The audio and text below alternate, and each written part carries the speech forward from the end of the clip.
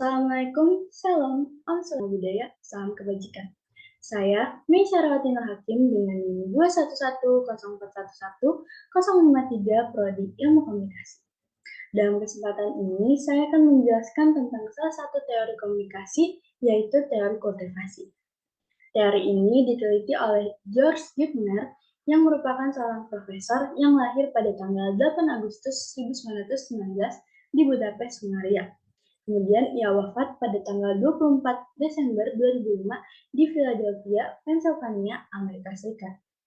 Gardner ini merupakan seorang profesor dan dekan Annenberg School for Communication, Universitas Pennsylvania dari tahun 1964 sampai 1989. Ia kemudian menjadi satu peneliti dan guru yang mandiri, yang mengunjungi tokoh-tokoh dan profesor di banyak negara.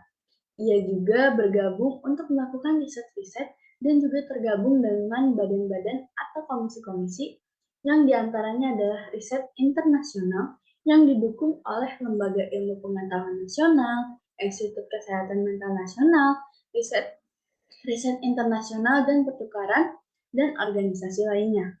Kemudian dari situ muncul beberapa karya dan teori yang ia hasilkan.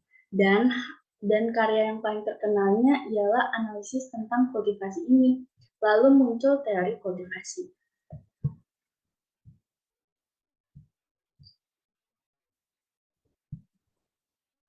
Sedikit penjelasan tentang teori kultivasi, yaitu teori kultivasi merupakan sebuah teori yang memprediksi dan menjelaskan formasi serta membentuk persepsi, pemahaman, dan kepercayaan jangka panjang mengenai dunia sebagai hasil konsumsi pesan media. Garis besar pemikiran Gardner menyatakan bahwa komunikasi massa, terutama televisi, membudidayakan kepercayaan tertentu mengenai realitas yang dipegang dalam konsumen komunikasi massa.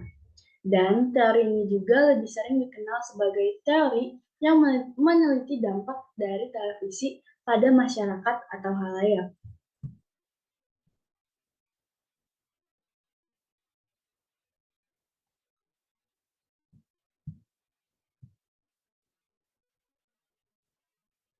Kemudian ada asumsi-asumsi teori kultivasi, yaitu asumsi pertama menyatakan bahwa teori kultivasi menekankan pada keunikan televisi. Hal ini dapat dijelaskan karena pertama, televisi tidak menuntut literasi seperti pada media cetak. Dan tidak seperti radio yang tidak mengkomunikasikan gambar dan suara, tapi televisi mengkomunikasikan keduanya. Kemudian, televisi tidak memerlukan mobilitas sebagaimana yang dilakukan jemaat gereja dan yang pergi ke gedung bioskop atau teater. Televisi merupakan medium satu-satunya yang diciptakan yang tak lekang oleh waktu, bahwa orang-orang dari berbagai jenis usia dapat menggunakannya dari awal kehidupan sampai lanjut usia. Kemudian, asumsi yang kedua menyinggung mengenai pengaruh televisi. Gardner dan Gross berkomentar bahwa isi dari kesadaran yang dibudidaya oleh televisi bukanlah sikap dan opini yang spesifik, namun lebih sebagai asumsi dasar mengenai fakta-fakta kehidupan dan standar penilaian yang menjadi dasar kehidupan dan sebagai lukisan mengenai dunia.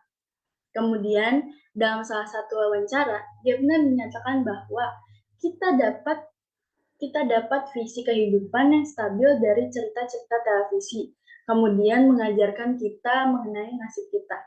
Hal ini dapat dilihat dari fungsi utama televisi, yaitu menstabilisasi pola sosial, yang dimana televisi merupakan medium untuk sosialisasi dan pembudayaan.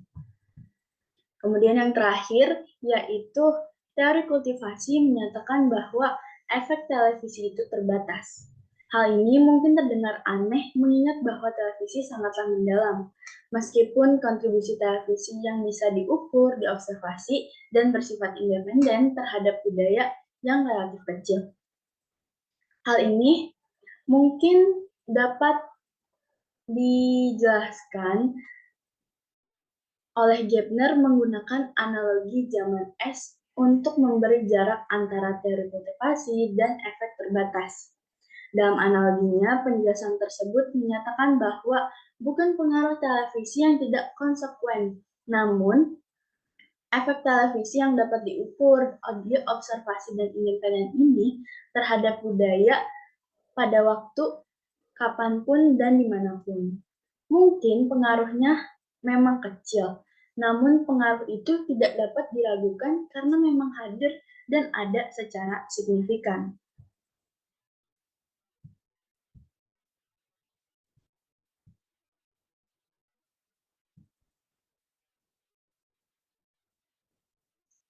Lalu, teori kultivasi telah diaplikasikan terhadap berbagai isu efek seperti terhadap berbagai situasi di mana audiens televisi alami. Dalam melakukannya, peneliti telah membangun proses tertentu yang berhubungan dengan teori kultivasi ini. Maka muncullah 4 tahap prosesnya, yaitu langkah pertama merupakan analisis sistem pesan, yang terdiri atas analisis detail materi program televisi dengan tujuan memperlihatkan presentasi citra, tema, nilai, dan gambaran yang sering diulangi dan konsisten. Kemudian langkah kedua yaitu formulasi. Formulasi pertanyaan mengenai realitas sosial audiens, termasuk membangun pertanyaan-pertanyaan mengenai pemahaman orang-orang mengenai kehidupan sehari-harinya. Selanjutnya, langkah ketiga yaitu melakukan jajak pendapat kepada audiens yang menanyakan pertanyaan-pertanyaan dari langkah kedua, lalu disajikan kepada para anggota audiens, dan peneliti menanyakan para audiens mengenai tingkat konsumsi televisi yang mereka lakukan. Terakhir, langkah keempat yaitu mencakup perbandingan realitas sosial pada audiens televisi yang tinggi dan rendah. Perbedaan kultivasi dapat didefinisikan sebagai presentasi perbedaan antara respon audiens televisi tingkat tinggi dan tingkat rendah. Gepner menjelaskan bahwa jumlah penonton dapat digunakan dalam maksud yang relatif untuk mengukur hal tersebut. Dengan demikian, audiens tingkat tinggi adalah mereka yang menonton lebih sering, kemudian audiens tingkat rendah adalah mereka yang menonton paling sedikit.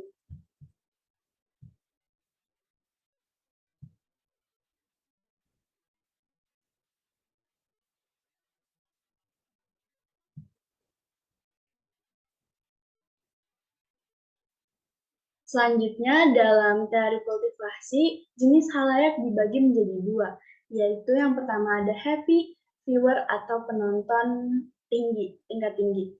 Penonton televisi ini, halayak ini dijelaskan bahwa penonton televisi yang cenderung lebih sering menghabiskan waktunya untuk menonton kurang lebih 4 jam lebih dalam sehari. Kemudian yang kedua yaitu light viewer atau penonton ringan.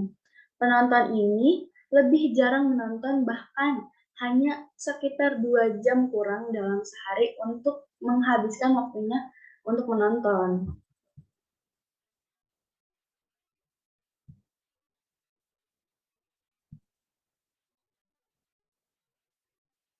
Kemudian yang terakhir ada contoh kasus dari teori kultivasi ini. Dalam teori ini terdapat yang namanya happy viewer.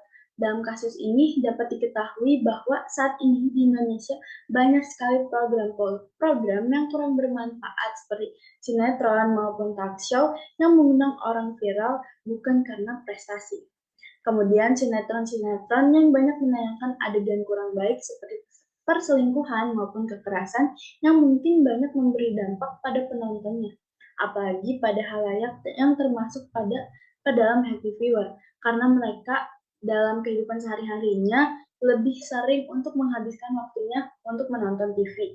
Jadi hal ini mungkin dapat berdampak besar karena tayangan-tayangan televisi saat ini itu kurang kurang baik dan kurang bermanfaat bagi mereka. Mungkin ada anak kecil yang menonton maupun orang yang sudah lanjut usia.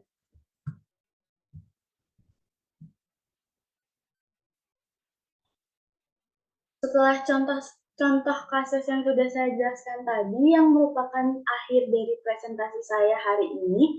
Sekian dari saya, kurang lebihnya mohon maaf. Terima kasih.